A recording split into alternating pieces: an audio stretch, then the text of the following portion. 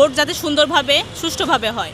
কি বলবো, ভোট তো দিবারই পারি না, এবার যদি দেওয়া যায়। চাই যেন মারামারি, হানাহানি, প্রতিহিংসা রাজনীতি যেন না হয়। আগামী 12 ফেব্রুয়ারি অনুষ্ঠিত হবে ত্রয়োদশ জাতীয় সংসদ নির্বাচন। নির্বাচনকে ঘিরে ইতিমধ্যে রাজনৈতিক দলগুলো ব্যস্ত সময় পার করছেন। তবে যাদের অংশগ্রহণে ভোট উৎসবমুখর হবে তারা হচ্ছেন ভোটার। চলুন শুনে আসি সেসব ভোটারদের নির্বাচন নিয়ে প্রত্যাশা ও ভাবনা।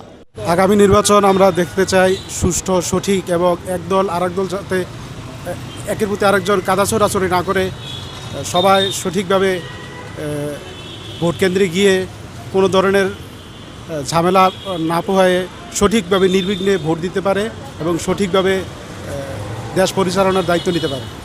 ভোট যাতে সুন্দরভাবে সুষ্ঠুভাবে হয়, কোনো রকমের দুর্নীতি যাতে না হয়, যেই আসুক ভালো।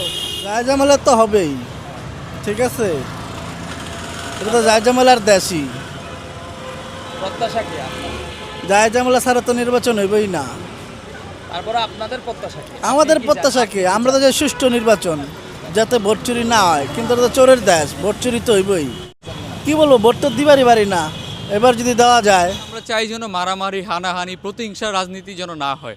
আর কারণ হচ্ছে আমাদের বাংলাদেশের রাজনীতিটা হচ্ছে প্রতিহিংসা। কারণ একজনকে হত্যা করে আরেকজন ক্ষমতায় যাও, ওনার ক্ষমতা আপনি নাও, এই হস্তান্তর দরকার নেই। আমাদের হচ্ছে সুস্থ, আপনার নিজের ভোট আপনি দিবেন। তবে অবশ্যই নির্বাচনের দিন সবাই ভোট কেন্দ্রে যেয়ে আপনার ভোট যাকে মন চায় তাকে দিবেন। আপনার মতামত হিসেবে আপনি যাকে মন চায় তাকে দিতে পারবেন। তা আমাদের একটা লক্ষ্য থাকবে যে অবশ্যই ভোট দেওয়া আমাদের দায়িত্ব। দেশ পরিবর্তনে আমাদের দরকার ভোট। ভোট দিয়ে আমরা সমর্থন করব। আমরা চাই নির্বাচনের দিন যেন ভোট চুরি না হয়।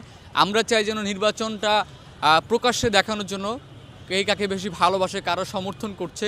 আমরা চাই যেন প্রত্যেকটা ভোট কেন্দ্রে সিসিটিভি থাকবে।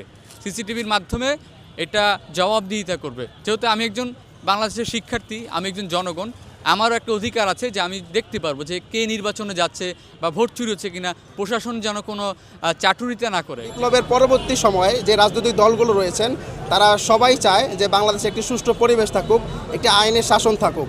তো আমরা বিশ্বাস করি যে আগামী দিনে কেউ অন্যায়ভাবে ভোট কেন্দ্র দখল করে এটা কেউ করবে না, এটা আমরা প্রত্যাশা করি। কারণ সবাই একটা আইনি শাসনের জন্যই আমরা লড়াই করেছি। তো আমরা প্রত্যাশা করি এখন যে রাজনৈতিক দলগুলো কাজ করছে সবাই জুলাইয়ের পক্ষের শক্তি, সবাই বাংলাদেশের পক্ষের শক্তি। এখানে আমরা প্রত্যাশা করব যে আগামী দিনে কোনো সমস্যা হবে না। আমি এই দেশের একজন নাগরিক হিসাবে 18 কোটি নাগরিকের জন্য প্রত্যাশা আশা করে বলবো যে আমাদের ত্রয়োদশ নির্বাচন ভোটাধিকারের দিন যেন কোনো বাধাগ্রস্ত না হয়, সবাই যেন আমরা সুন্দর আনুষ্ঠানিকভাবে ভোট প্রয়োগ করতে পারি, যার যার পছন্দের প্রার্থী যেন আমরা বেছে নিতে পারি।